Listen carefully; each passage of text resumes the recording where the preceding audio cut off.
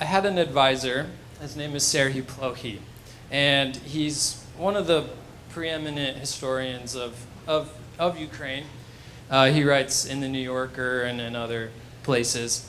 And in 2015, he wrote a book called The Gates of Europe. And I think that is a really, really good description of what Ukraine is and also of its history. It truly is the gates of Europe. And I think my question to Europeans and other people who are hesitant to accept Ukraine into the fold, my question is always, if Ukraine is not Europe, then what is? Because Ukraine has been situated by an accident of geography at one of the most important places in the European world, in the northern hemisphere. And so Ukraine has been the site of various empires over history, not just the Russian Empire, the Austro-Hungarian Empire, the Ottoman Empire. These are all empires that had an influence in the lands that are now Ukraine. And one of Serhiy Plohi's point is that, unfortunately for Ukraine, existing in this space between empires, their struggles have been co-opted by the empires around them that are seeking their resources, primarily the grain. Ukraine has been historically known as the breadbasket of Europe. It certainly feeds a lot of Southeast Asia in current times, but it also has a lot of really important minerals in the East. So these are why empires are interested in Ukraine.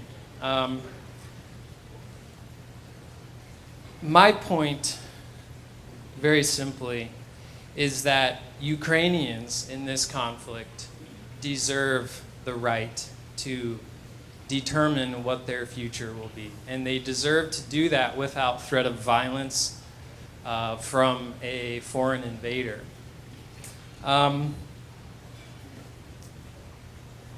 Dmytro talked a lot about the shared ideals that Ukraine and America have.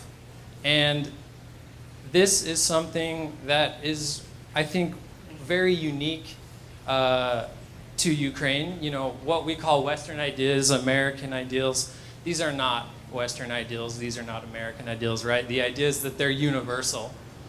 But they have always been ideas: freedom, liberty, self-determination.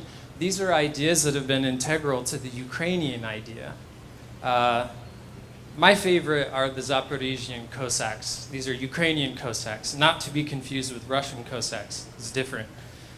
But Ukrainian Cossacks are a symbol of rugged individualism, of freedom.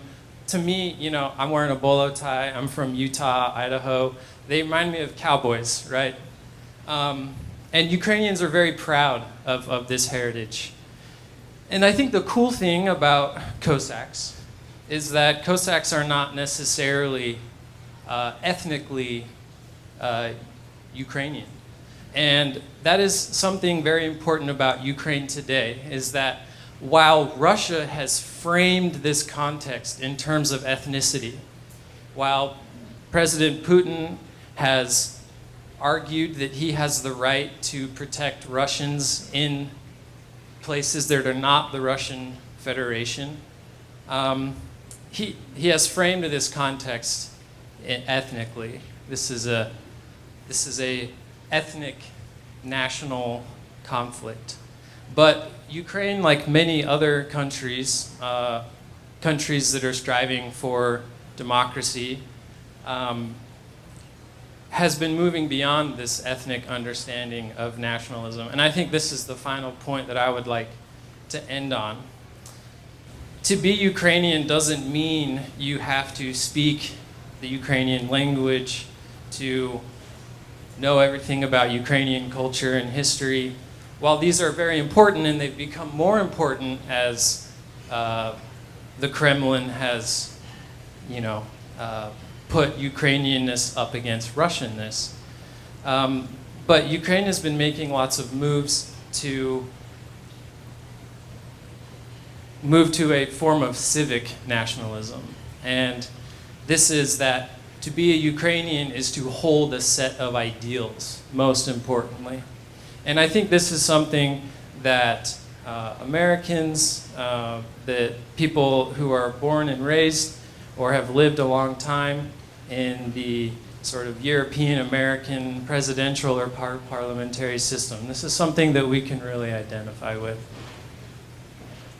is that the ideas that should hold us together, that should unite us, are the ideas that I have learned in Ukraine, which is that a collective sense of goodness, a collective sense of responsibility can triumph over what seems like insurmountable causes. I was one of the people, I'm, a historian, so I'll go off on a long tangent to contextualize that I thought that Ukraine would fall rather quickly.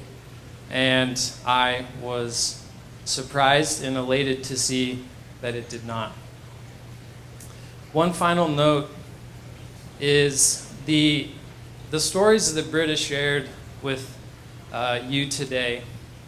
I just want to also echo, I joined the forPEACE Ukraine Relief Project a month or two after the war had begun, and I was convinced of the efficacy of this organization because when I went to Ukraine and I met the Ukrainians that Britta was working with, I noticed something really important, which is, you probably noticed Britta's short, and she's also kind of quiet. And if you walk into a room full of people and you're trying to help a room full of Ukrainians, you might assume that people aren't looking toward this quiet, short woman.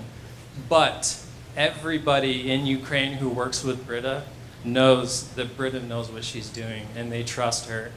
And I think the power of this organization was very subtly in her presentation. It's the ability to connect to the people who really, truly make the difference in saving lives in this conflict. And so I'm so honored to be part of this, and I'm so grateful for all of you coming here today. Thank you.